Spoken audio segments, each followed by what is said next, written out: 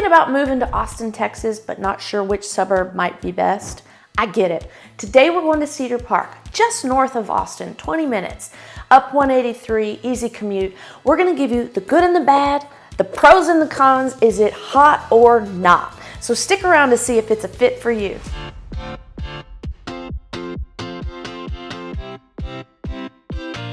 Hi, I'm Nicole Cooper. My team and I get calls and emails from people just like you needing help moving in and around Austin, Texas, and we absolutely love it. So whether you're looking to move today, tomorrow, or somewhere in between, give us a call, shoot us a text, or send us an email. We're always available to help you find the perfect home that matches your lifestyle. Now, before we get started in the actual pros and cons of Cedar Park, I just want to give you a little bit of data about the city. First of all, it got its name from a rail stop back in the late 1800s. The city didn't incorporate though until 1973. And now Cedar Park is thought of as a major employment hub of Austin, Texas, with a population around 83,000 people. Their median income for Cedar Park and Austin are pretty close.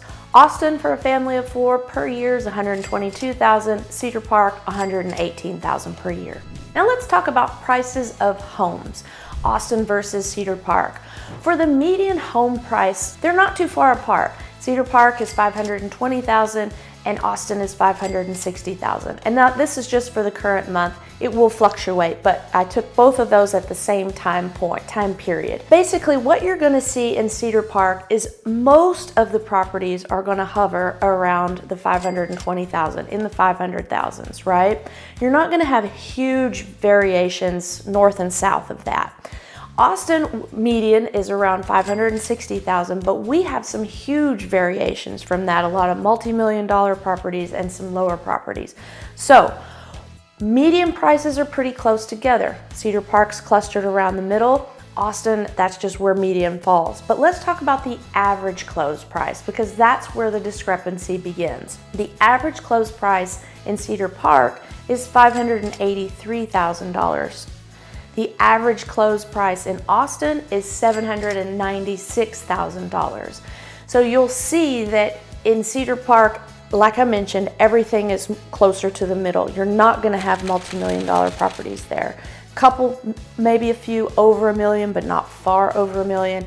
Austin, I mean, currently we have properties at 20 million, 26 million.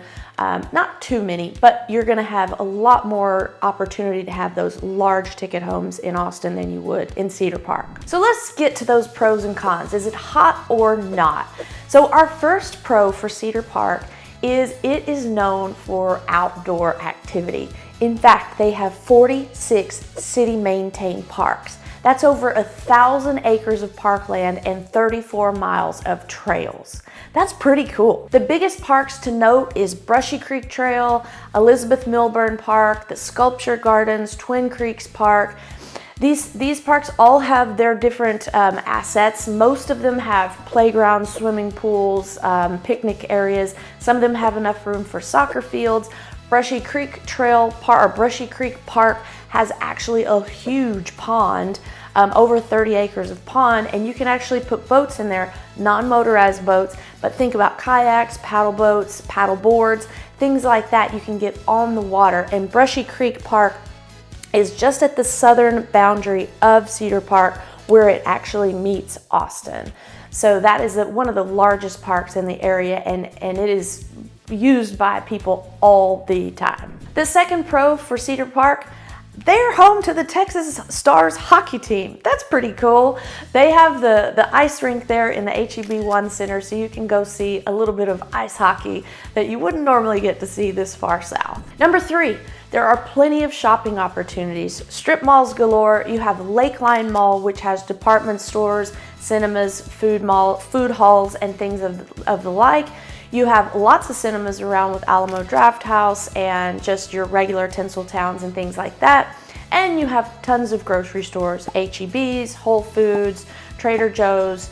little Sprouts, things that you can just run in and out of all the time. So you're never too far away from shopping in Cedar Park. Next, let's talk about the schools. By and large, Cedar Park schools are really good. They get good grades on texasschools.gov. There's a link down below so you can look up the grades for yourself. But for the most part, it feeds into Cedar Park High School, Leander High School, and Vista Ridge High. There are some smaller areas around that feed into Rouse High, Round Rock High, and Westwood High, but for the most part it feeds into those first three. And again, you can get the grades for the link down below. Here are the schools. Cedar Park High School gets a 93 out of 100.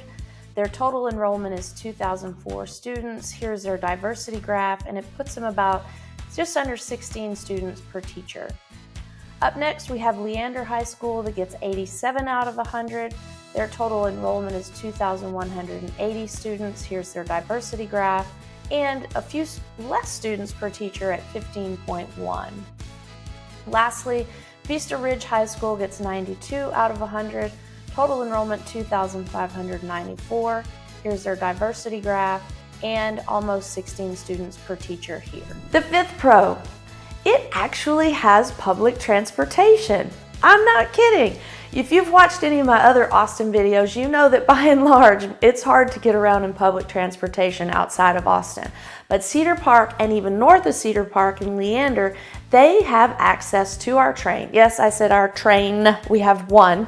It goes north and south, but it starts in Leander, stops in Cedar Park, and of course stops as it goes down, but it ends up in downtown Austin. So that gave a lot of people the opportunity to move north of Austin, get out of that higher price tag, have a nicer, larger home in Cedar Park, and not have to drive to downtown to work. So all you have to do is drive to the train stop in Cedar Park and get on the train and come into downtown. Now that was a very cool addition to the city. Now we only need it in other directions. But that's also why the northwest up that train track gets a little bit higher property values than say over Pflugerville and Hutto, which are on the east side that have no access to downtown through public transportation. And to note on that train, the train stop at the Austin FC MLS soccer team station is finally open and is usable. So it drops you off right at that Q2 stadium. Number 6. The advantage of living in Cedar Park, lower taxes. Not by much, but hey, every little bit helps, right? In Cedar Park, the average tax rate is around 2.1%, and in Austin, it's about 2.3%. So you get a little bit of a tax break when you move up north. Number 7, it wouldn't be complete if we didn't talk about the golf courses. Well, first of all, in the middle of the Cedar Park area, we have Twin Creeks. That's a private country club, one of the best values in and all around Austin at a $15,000 initiation fee. It's a great course designed by Freddie Couples, and it kind of uses the most natural elements of the ground. He didn't like bulldoze a whole lot of stuff and start over. He tried to use what was there, and so you have a lot of cliff walls and elevated tees. It's a really pretty course to play. In addition to Twin Creeks, you have Avery Ranch. It's kind of a hybrid course. The public can play it, but there is a membership you can buy, and it's tied in with Terra Vista and Falcon Head. Terra Vista would be more up north towards Round Rock. Falcon Head is out towards Lakeway, but those 3 courses are owned by the same company, so you can get a little bargain for joining those per year. And then lastly, a little bit further north, you have Crystal Falls. So you're not too far from a golf course when you're living in Cedar Park. All right, what's not so hot? Let's talk about the cons of living in Cedar Park. First of all, it is the traffic. If you're not able to take that train, the way to get in and out of there is basically Highway 183, and it gets stopped up. And in addition, they're doing construction on it, so it gets stopped up even more than normal. There's a bottleneck as you come into Austin, and also there's a bottleneck when where they're starting the construction, and that is just north of Austin. In addition, the 183 is a toll road, so you do have to pay. The toll road's a little faster, you can go faster, and there's not as much traffic, but you have to pay for it every time you use it. So keep that in mind if you're needing to drive into Austin on a daily basis. The second con, what's not so hot, is, I told you there's a lot of shopping up in the Cedar Park area, but for the most part, it's like chain stores. There's not too many locally owned businesses, not too many mom and pop shops.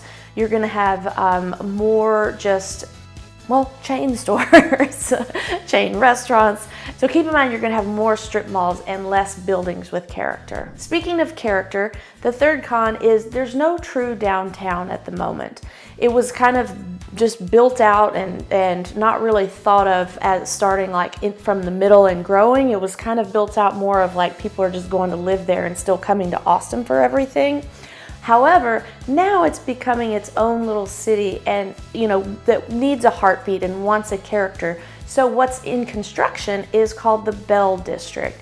Now it's 15 years out from being complete, but the actual construction has started. They've started moving dirt, so this will be a huge benefit to living in Cedar Park in a few years. So the Bell District will be in the center of Cedar Park.